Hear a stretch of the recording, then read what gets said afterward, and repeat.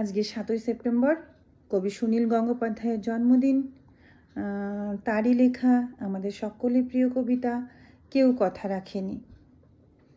খুব ভালো করে মুখস্থ নেই, আমি দেখে দেখেই বলবো, কিন্তু খুব বলতে ইচ্ছে করছে আজকে। কবির একখানা কবিতা, ঠিক আছে? ভুল ত্রুটি ক্ষমা দৃষ্টিতে দেখবেন। করছি। কেউ কথা রাখেনি, 33 বছর কাটল, কেউ কথা রাখেনি। ছেলেবেলায় এক বষ্টমী তার আগমনী গান হঠাৎ থামিয়ে বলেছিল, শুক্লা দ্বাদশীর দিন অন্তরাটুকু শুনিয়ে যাবে। তারপর কত চন্দ্রভুক অমাবস্যা এসে চলে গেল, কিন্তু সেই বষ্টমী আর এলো না। 25 বছর প্রতীক্ষায় আছি। মামাবাড়ির মাঝি নাদের আলী বলেছিল, বড় হও দাদা ঠাকুর, তোমাকে আমি 3 প্রহরের বিল দেখাতে নিয়ে যাব।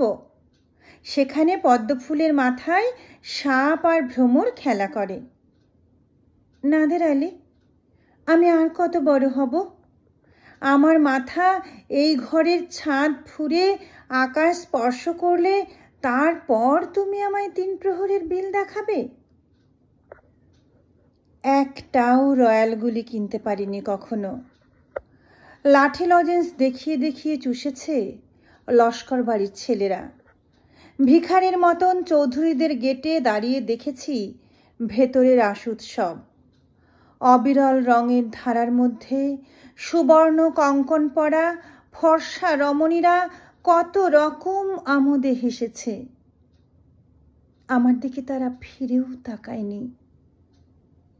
বাবা আমার কাঁধ ছুঁয়ে বলেছিলেন, দেখিস একদিন আমরাও। বাবা এখন অন্ধ, আমাদের দেখা হয়নি কিছুই। সেই রয়্যালগুলি, সেই লাঠি লজেন্স, সেই রাস উৎসব আমায় কেউ ফিরিয়ে দেবে না। বুকের মধ্যে সুগন্ধি রুমাল রেখে বরুণা বলেছিল, যেদিন আমায় সত্যিকারের ভালোবাসবে সেদিন আমার বুকেও এরকম আতরের গন্ধ হবে। ভালোবাসার জন্য আমি হাতের মুঠোয় প্রাণ নিয়েছি। দুরন্ত ষাঁড়ের চোখে বেঁধেছি লাল কাপড়। বিশ্ব সংসার তন্ন তন্ন করে খুঁজে এনেছি 108টি নীল পদ্ম। তবু কথা রাখেনি বরুণা।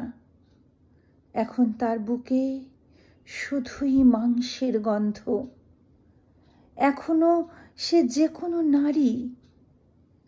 কেউ কথা রাখেনি, 33 বছর কাটল, কেউ কথা রাখে না। নমস্কার।